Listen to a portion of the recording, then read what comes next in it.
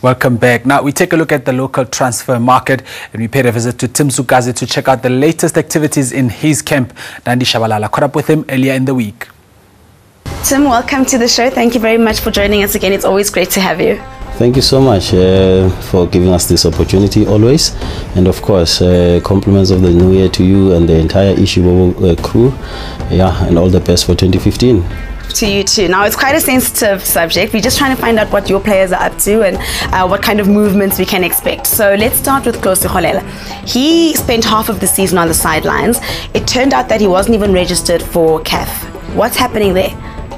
Yeah, look, Klo's situation is of great concern to us and the player, you know, because of course you would expect your top players to be playing, and he plays for a big team such as Orlando Pirates anyway. So right now really we became very concerned when we realized that actually he's not even registered for Pirates CAF team.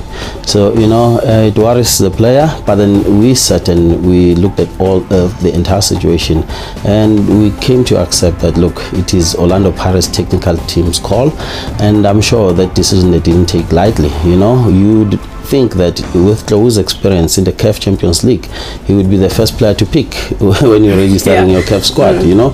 So when it doesn't happen, really, it sort of puzzles you. But anyway, these guys, they know what they're doing, you know, the technical team. I'm sure they looked at it and they came to a decision. As for Klo, he knows that he's got a contract with Orlando Pirates. He's got certain obligations that he needs to honor, and therefore he must keep on working hard. He must keep on fighting for his starting berth in the team, or at least to be in the match day squad, you know. There's nothing else to do. But of course there were rumors that were linking him to leaving Orlando Pirates and so forth. So that was in the beginning of last season. So since then there's nothing that has developed further, and those rumors have died, you know, their natural death at this moment in time. So he remains the Orlando Pirates player. We assure the club supporters that he will remain there and he will fight for his position. At least he will deal with this situation for this entire season and see what happens maybe at the end of the season. And then moving on to Eric Mato, are there chances of him playing overseas, or is he going to stay at Chiefs? There's a big chance for Mato leaving South Africa, you know. As for us, really, we honestly believe that his game has reached those levels. You know, it has so matured. He has become the best defender in South Africa today, you know, with all due respect to everyone who's playing as a central defender out there. But Mato is currently the best in that position. So Chiefs fans might be seeing the last of Mato for the next few months. Yes, indeed. They need to enjoy him once they can in the next 6 months, or rather 5 months, because the league will restart in February.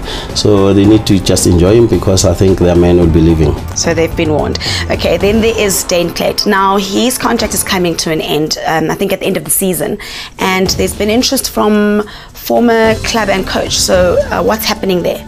Yeah, indeed. Look, Klate is the most decorated player in South African football today who's playing. So therefore, you know, and he has got history with SuperSport United. He won 3 league titles with them under the coach Kevin Hunt, who's now the head coach at Bidvest. So it's not surprising when the two teams, Bidvest and SuperSport United, are interested in Klate. Indeed, they are interested. But then, given the kind of player he is and the human being that he is, we thought it wise that, you know what, for him to make a move, it cannot just be any other move. He needs to at least get the blessing, you know, of Orlando Pirates chairman. You know, I mean, this is the chairman who gave him the platform, who brought him to his club, and fortunately for Dane, he performed to his best abilities for Pirates. And then there's Elias Pelembe. We're not seeing much of him at Klerkop. Is he still happy there? Are there any chances of a move? Yeah, look, he's a complicated one, isn't it? Because he is known to be the highest earning player in our league. Look, we put a lot of legal footwork and commercial acumen in his current deal at Sundowns for it to be described in this way. So a deal like that is never easy. You know, negotiating such a deal, you know, you don't achieve it overnight. So we have been talking with Sundowns. We have been involved in some protracted discussions, and it's taking some shape.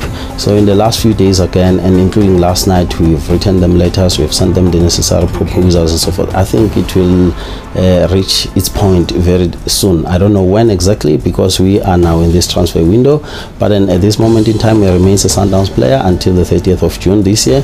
Otherwise, if he signs a pre-contract somewhere, that will happen maybe during the course, I don't know, of the next few months. Yeah, we are still in talks. Sundowns, they stand a better chance of retaining him. Okay, now we have to talk. The big talking point has been Kingston Nkhatha, of course. So there was that pre-contract that was signed with SuperSport United. First of all, were you a part of that process? And secondly, what led to the sudden change of heart? Yeah, look, maybe I should start it with the last question, because it led to the eventual situation. So, you know, it so happened late last year, towards the end of the year, that, you know, Kingston was being booed when he was playing for Kaizer Chiefs. Despite the fact that actually was playing very well for them, bar him not scoring goals, but he was actually the critical cog in the Kaizer Chiefs machine, which saw the team playing 18 matches without a loss, you know, and now they're sitting at the helm of our league. So unfortunately, the timing of that booing was very wrong. It happened at the critical time when we were involved in discussions with Kaizer Chiefs about Kingston's new deal. Right, he had to extend his contract at Chiefs. So when all that happened, it started now sort of causing the player to think about his future at the club, whether he's being wanted. The club itself, you know, they want King. They wanted him to remain. So he started raising these kind of concerns with me, which now I took it further with Kaizer Chiefs, you know, in writing to say, guys, this is the situation. Let's see how best we can resolve it. And unfortunately, it affected his thinking insofar as his new contract with Chiefs is concerned. So that took us to a point where he had to leave South Africa for home in Zimbabwe, and without having signed a new deal with Chiefs. When he got back, you know, after consulting with his family, I think his mind was set. He knew exactly where his future, I mean, where he should be. Maybe that he could be anywhere else, but not here, in an environment where in his own mind he thought maybe he's not wanted. You know, it came as a surprise to Kaizer Chiefs, because they really didn't expect their men to leave or even consider leaving Kaizer Chiefs. Well, now we know. So okay, so that's all I wanted to know from the different players, but I need you to explain something to me that I think a lot of people have been wondering. During the open transfer window, this is the time when player agents such as yourself should be, you know, like negotiating. This is when they're really busy bargaining and all of that.